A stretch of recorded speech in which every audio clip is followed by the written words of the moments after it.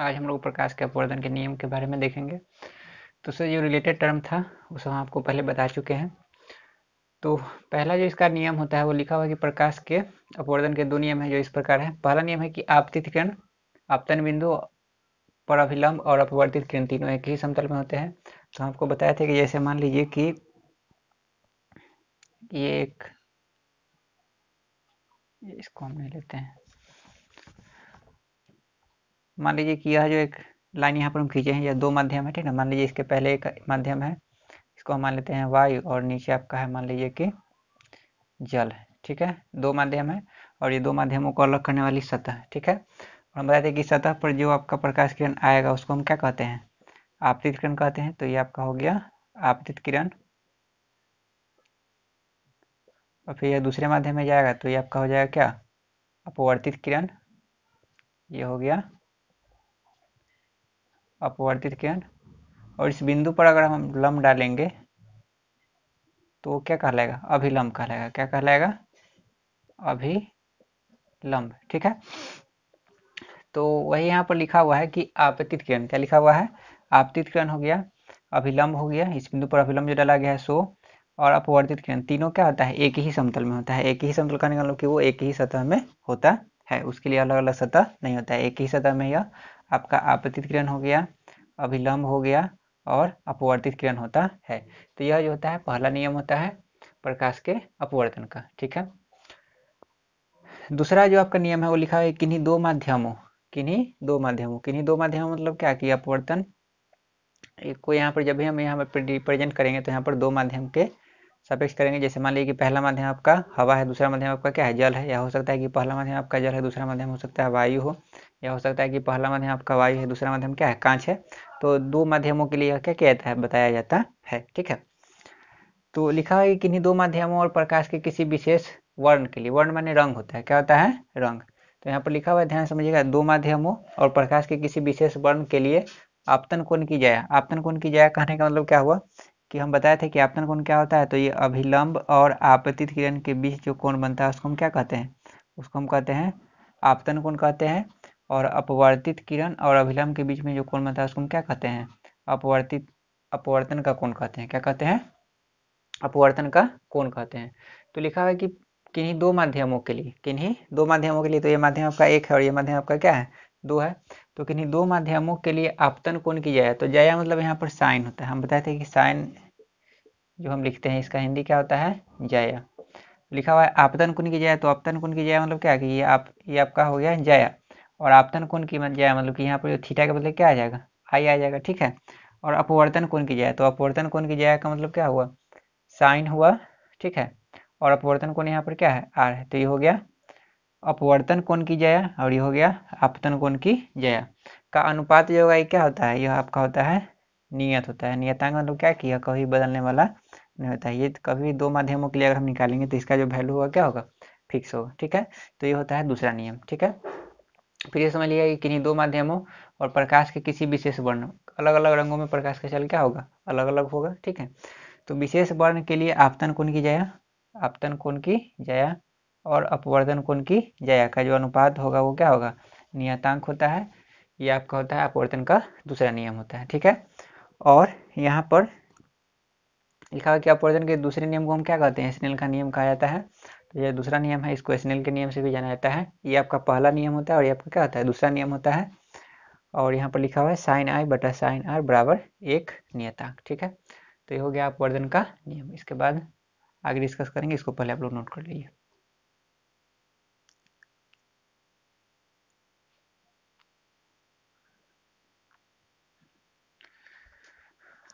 आगे जो आपका टॉपिक है वो दिया हुआ है अपवर्तनांक। अपवर्तनांक को अंग्रेजी में रिफ्रैक्टिव इंडेक्स कहते हैं। तो लिखा हुआ है किसी माध्यम की प्रकाश की किरण, किसी माध्यम की प्रकाश की किरण की दिशा को बदलने की क्षमता को उसका अपवर्तनांक कहते हैं।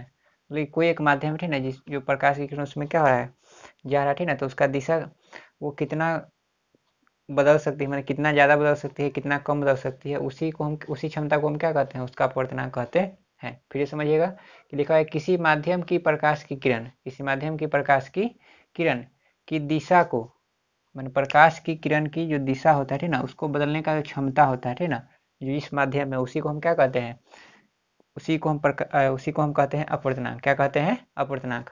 अब जैसे मान लीजिए कि जैसे इधर जो है आपका वायु है और इधर ये आपका क्या है? कांच। ठीक है, यहाँ से प्रकाश किरण गया। ठीक है, प्रकाश किरण गया। ठीक है, और उसके बाद क्या होगा कि प्रकाश किरण ऐसे गया।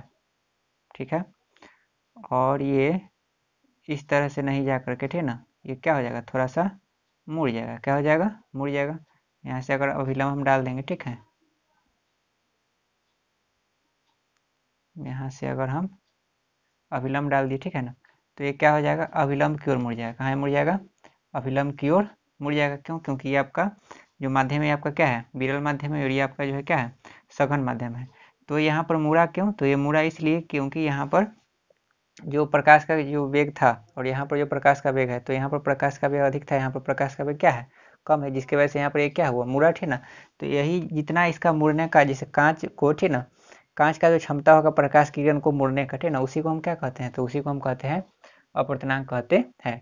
और यह सभी वस्तुओं के लिए, जैसे कांच के लिए अलग होगा, पानी के लिए अलग होगा, ठीक है, केरोसिन के लिए अलग होगा, हीरा के लिए अलग होगा, तो सभी के लिए यह अलग अलग होता है। ठीक है, अब इसको जो कैलकुलेट करने का जो तरीका होता है, तो इसको हम लिखेंगे किसी माध्यम का अपवर्तनांक।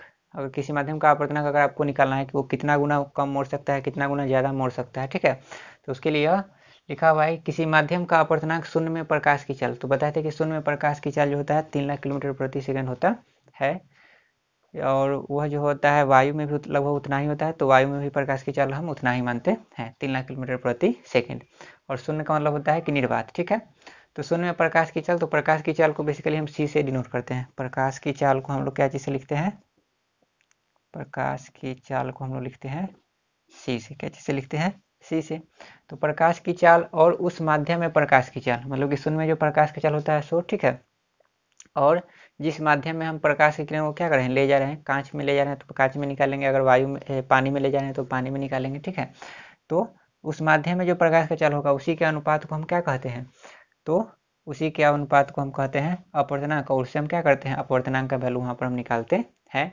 अब आगे हम लिखेंगे कि अपवर्तनांक को जो है हम लोग एन से डिनोट करते हैं। स्मॉल एन जो होता है उसे, इसको हम क्या करते हैं? रिप्रेजेंट करते हैं। ठीक है, और यह जो होता है मात्रक विहीन राशि है। मात्रक विहीन राशि का मतलब क्या हुआ कि इसका कोई यूनिट नहीं होता है। जैसे मान लीजिए कि कोई भी चीज़ को हम मेजरमेंट करते हैं, जैसे मान लीजिए कि हम त्वरण हो गया या आपका विस्थापन हो गया, ठीक है, या कोई भी चीज़, तो उसको हम क्या करते हैं? मेजर करते हैं कि इतना, या मान लीजिए कि आपका कोई भी चीज़ होता है, जैसे आपका द्रव्यमान ही हो गया तो केजी में हम मेजर करते हैं। ठीक है, लंबाई है तो मीटर में, ठीक है ना, तो उसका एक क्या होता है? यूनिट होता है, लेकिन इसका यूनिट आपका नहीं होता है। ठीक है, तो इसलिए यहाँ पर लिखा हुआ है कि यह मात्रक विहीन राशि है। और यह मात्रक विहीन राशि क्यों है? क्योंकि यह जो होता है अपवर्तनांक, ठीक ना, यह एक ही तरह के राशियों का क्या होता है? अनुपात होता है। तो अगर मान लीजिए कि यह प्रकाश की चाल है तो इसका अगर मीटर प्रति सेकंड है तो इसका मीटर प्रति सेकंड होगा, तो इससे आपका क्या हो जाएगा? यूनिट आपका कैंसिल हो जाएगा। तो इसलिए इसका कोई आपका यूनिट नहीं होता है, मतलब कि इसका कोई मात्रक नहीं होता है या इकाई नहीं होता है। ठीक है, अब यहाँ पर क्या लिखा हुआ है कि किसी माध्यम का अपवर्तनांक अगर हम निकालेंगे किसके सापेक्ष? शून्य में प्रकाश की चाल के सापेक्ष अगर हम निकालेंगे, ध्यान से समझिएगा कि किसी माध्यम का अगर हम अपवर्तनांक निकाल रहे हैं, किसी माध्यम का हम क्या निकाल रहे हैं? अपवर्तनांक निकाल रहे हैं। ठीक है, और उसको हम शून्य में प्रकाश की चाल के सापेक्ष अगर हम निकाल रहे हैं, ठीक है ना, मतलब कि इससे तुलना करके अगर हम निकाल रहे हैं, ठीक है ना, तो उस अपवर्तनांक को हम क्या कहते हैं? निरपेक्ष अपवर्तनांक कहते हैं। क्या कहते हैं? निरपेक्ष अपवर्तनांक। फिर समझिएगा कि किसी माध्यम का अगर हम अपवर्तनांक निकालेंगे किसके सापेक्ष? शून्य में प्रकाश की चाल के सापेक्ष अगर हम निकालेंगे, ठीक है ना, या कह सकते हैं कि वायु में प्रकाश की चाल के सापेक्ष अगर हम निकालेंगे, ठीक है, तो उसे हम निरपेक्ष अपवर्तनांक भी कहते हैं, जिसको अंग्रेजी में एब्सोल्यूट रिफ्रैक्टिव इंडेक्स कहा जाता है। अब यहाँ पर जो लिखे हैं एन बराबर सी बटा सी एम, का मतलब क्या हुआ? तो एन मतलब यहाँ पर हो गया आपका अपवर्तनांक, सी मतलब हो गया शून्य में प्रकाश की चाल, और सी एम जो यहाँ पर लिखा हुआ है, तो कांच में प्रकाश की चाल नहीं यहाँ पर होगा, यहाँ पर हो जाएगा उस माध्यम में प्रकाश की चाल,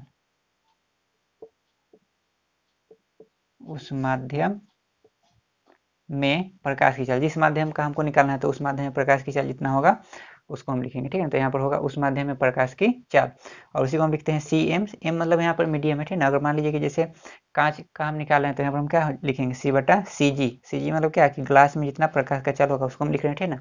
अगर मान लीजिए कि अगर हम पानी में निकाल रहे हैं तो यहाँ पर हम क्या लिख सकते हैं, सी डब्ल्यू लिख सकते हैं, ठीक है। तो एम मतलब मीडियम हुआ कि जिस मीडियम में वहाँ पर हम निकाल रहे हैं उसको रिप्रेजेंट करेंगे, ठीक है। आगे लिखा हुआ है कि निरपेक्ष अपवर्तनांक का जो मान होता है हमेशा एक से क्या होता है, अधिक होता है। तो यह एक से अधिक इसलिए होता है कि जैसे हम जानते हैं कि शून्य में प्रकाश की चाल जो होता है आपका क्या होता है, सबसे अधिक होता है, ठीक है। और दूसरे माध्यम किसी भी माध्यम में अगर हम प्रकाश का चाल लिखेंगे तो वह इससे क्या होगा, कम ही होगा। तो आपको पता है कि जब भी भिन्न अगर हम निकालते हैं तो ऊपर में अगर आपका अंश अगर क्या होता है, बड़ा होता है, क्या होता है, अंश आपका बड़ा होगा और हर आपका क्या होगा, छोटा होगा। तो उस समय आपका क्या होता है कि इसका जो वैल्यू होता है एक से अधिक आता है। तो इसलिए शून्य प्रकाश की चाल सबसे आपका अधिक होता है, ठीक है।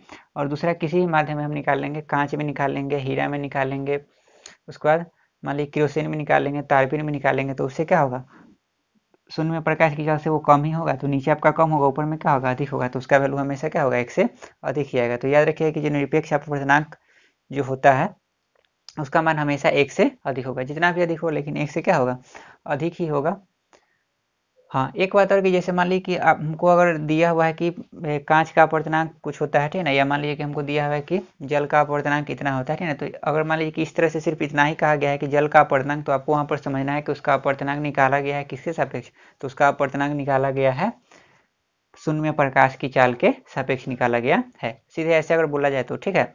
और नहीं, अगर मान लीजिए कि ऐसे बोला जाए कि कांच का अपवर्तनांक पानी के अपवर्तनांक कांच का जो अपवर्तनांक है, ठीक ना, अगर हम निकाले हैं मान लीजिए कि पानी के सापेक्ष, तो मान लीजिए कि कुछ आ गया 0.3 आ गया या 3 कुछ भी आ गया, ठीक ना, कुछ भी वैल्यू मान लीजिए, ठीक ना, तो आया है। तो वहाँ पर वो रिप्रेजेंट वहाँ पर आपको करना होगा कि हम किसके सापेक्ष निकाल रहे हैं। और ऐसे जनरली अगर हम बोलते हैं कि किसी भी चीज़ का अपवर्तनांक कितना है, तो आपको वहाँ पर समझना होगा कि वहाँ पर हम नहीं बोल रहे हैं, तो इसका मतलब ये आपको समझना होगा कि उसका अपवर्तनांक हम निकाले हैं किसके सापेक्ष, तो शून्य प्रकाश की चाल के सापेक्ष निकाले हैं, ठीक है। तो ये था आपका अपवर्तनांक, ठीक है। तो इसको आप लोग नोट कर लीजिए, उसके बाद आगे देखते हैं।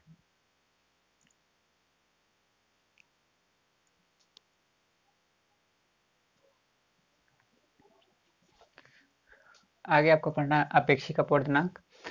तो अपेक्षिक अपवर्तनांक क्या होता है, तो लिखा हुआ कि दो माध्यमों के निरपेक्ष अपवर्तनांकों के, तो दो माध्यमों के निरपेक्ष अपवर्तनांक मतलब क्या हुआ, तो माध्यम एक और माध्यम दो का अपवर्तनांक निकाला गया है, किसके सापेक्ष निकाला गया है, तो निर्वात में प्रकाश की चाल के सापेक्ष निकाला गया है, उसी को हम क्या कहते हैं, निरपेक्ष अपवर्तनांक कहते हैं। तो दो माध्यमों को अगर हमको अपेक्षिक अपवर्तनांक निकालना है तो क्या होता है कि दो माध्यमों के निरपेक्ष अपवर्तनांकों के अनुपात को अपेक्षिक अपवर्तनांक कहते हैं, ठीक है। अब जैसे मान लीजिए कि माध्यम एक है, कोई कोई एक माध्यम है, हो सकता है कि वो कांच हो या मान लीजिए कि पानी हो या कोई भी हो, ठीक है ना। तो माध्यम एक का निरपेक्ष अपवर्तनांक अगर हम मान लिए n1, क्या मान लिए, n1 मान लिए, और n1 बराबर क्या हो जाएगा, c बटा c1 हो जाएगा। जैसे हम आपको बताए थे कि n बराबर क्या होता है, तो n बराबर हम लिखते हैं c बटा cm लिखते हैं, क्या लिखते हैं, cm। तो अगर मान लीजिए कि माध्यम ये एक का हम निकालना है तो यहाँ पर क्या हो जाएगा, n1 हो जाएगा, ठीक है। किसके रिस्पेक्ट में, तो यहाँ पर प्रकाश की चाल जो है निर्वात के सापेक्ष हम निकाल रहे हैं, ठीक है। तो यहाँ पर c हो गया और m माने क्या होगा कि वह माध्यम हो गया। तो यहाँ पर माध्यम एक है तो यहाँ पर हम क्या लिखेंगे, c1, ठीक है। तो यह जो है माध्यम एक का अपवर्तनांक निकाला गया है, ये आपका क्या है, निरपेक्ष अपवर्तनांक है, क्या है, निरपेक्ष अपवर्तनांक। उसी तरह से माध्यम दो का निरपेक्ष अपवर्तनांक क्या हो जाएगा, तो माध्यम दो का हो जाएगा n2 बराबर c बटा c2। यहाँ पर c क्यों रहेगा, क्योंकि जब निरपेक्ष अपवर्तनांक निकाला जाता है तो बताए थे कि यह किसके सापेक्ष निकाला जाता है, तो प्रकाश की चाल का जो होता है, निर्वात में प्रकाश की चाल होता है उसके सापेक्ष हम निकालते हैं, उसी को हम क्या कहते हैं, निरपेक्ष अपवर्तनांक कहते हैं। तो इसलिए हमेशा ऊपर में क्या रहेगा, c रहेगा, ठीक है। और यहाँ पर दो लिखने का मतलब ये हुआ कि ये माध्यम दो में प्रकाश की चाल है और ये माध्यम दो का है, ठीक है। तो n2 बराबर क्या हो जाएगा, c बटा c2। तो इसी का जो रेशियो होगा, तो अगर मान लीजिए कि यहाँ पर n21 हम लिखे हैं, n21 लिखने का मतलब क्या हुआ कि माध्यम दो का, ध्यान समझिएगा, n21 लिखने का, n माने तो हो गया अपवर्तनांक, क्या हो गया, अपवर्तनांक। अब 21 लिखने का मतलब क्या हुआ, तो 21 लिखने का मतलब हुआ कि माध्यम दो का हम माध्यम दो का क्या निकाल रहे हैं, अपेक्षिक अपवर्तनांक किसके सापेक्ष, तो माध्यम एक के सापेक्ष हम निकाल रहे हैं, मतलब कि माध्यम एक से हम यहाँ पर क्या करते हैं, तुलना कर रहे हैं। वही अगर मान लीजिए कि हम लिखते हैं यहाँ पर n12, क्या लिखते हैं, n12। तो n12 लिखने का मतलब ये हुआ कि माध्यम एक का हम निकाल रहे हैं कौन सा अपवर्तनांक, अपेक्षिक अपवर्तनांक, किसके सापेक्ष, माध्यम दो के सापेक्ष हम निकाल रहे हैं। तो n21 और n12 लिखने का मीनिंग अलग अलग होता है, ठीक है। तो यहाँ पर लिखा हुआ है n21, तो इसका मतलब क्या हुआ, N21 लिखने का मतलब ये हुआ कि माध्यम 2 का आपेक्षिक अपवर्तनांक है किसके सापेक्ष, तो माध्यम 1 के सापेक्ष हम निकाल रहे हैं। तो यहाँ पर क्या हो जाएगा, तो ये होता है N2 बटा में N1 होता है, मतलब कि ऊपर में माध्यम 2 का निरपेक्ष अपवर्तनांक और नीचे हो जाएगा माध्यम 1 का निरपेक्ष अपवर्तनांक। ठीक है, अब यहाँ पर हम लिखेंगे क्या कि माध्यम में प्रकाश की चाल क्रमशः C1 और C2 हो। C1 और C2 का मतलब कि जैसे मान लीजिए कि ये अगर ग्लास और ये अगर वाटर है तो यहाँ पर Cg हो जाएगा, तो इसका कुछ अलग होगा, इसका कुछ क्या होगा, अलग होगा, दोनों में अलग अलग होगा, लेकिन C का मान दोनों में क्या होगा, कांस्टेंट होगा।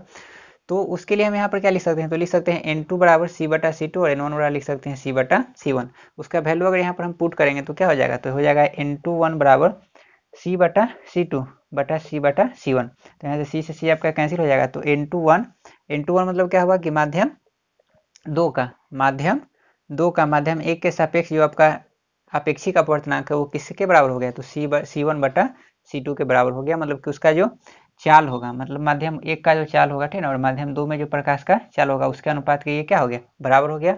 कहीं कहीं पे आपको प्रकाश का जो चाल यहाँ पर C1 और C2 हम लिखे हैं, हो सकता है कहीं पर V1 V2 लिखा रहेगा, तो यहाँ पर क्या हो जाएगा, तो यहाँ पर N21 बराबर हो जाएगा V1 बटा V2 हो जाएगा। ठीक है, और वही अगर मान लीजिए V2 बटा V1 लिख रहे हैं तो इसका मतलब क्या हो गया, तो ये आपका हो जाएगा N12 यहाँ पर हो जाएगा। तो उसका मतलब ये हुआ कि माध्यम 1 का हम निकालेंगे किसके सापेक्ष, तो 2 के सापेक्ष निकालेंगे। ठीक है, और याद रखिए कि अपेक्षिक अपवर्तनांक का जो मान है ना, ये 1 से कम भी हो सकता है, 1 से ज़्यादा भी हो सकता है। ठीक है, लेकिन आपका याद रखिए कि जो निरपेक्ष अपवर्तनांक का जो वैल्यू होता है हमेशा वो क्या होता है, 1 से अधिक ही होता है। ठीक है, अब एक बात और कि जैसे मान लीजिए कि यहाँ पर ये आ गया हमारे पास क्या कि N21 बराबर मतलब कि माध्यम 2 का, ठीक है ना, माध्यम 2 का अपेक्षिक अपवर्तनांक माध्यम 1 के सापेक्ष C1 बटा C2 आ गया, और इसका एक रिलेशन और हमारे पास क्या आ गया, N21 बराबर N2 बटा N1। अब इसी को अगर हम मान लीजिए कि अगर एंगल में मेजर करेंगे तब क्या होगा, तो एंगल में अगर इसी को अगर हम मेजर करेंगे N21 को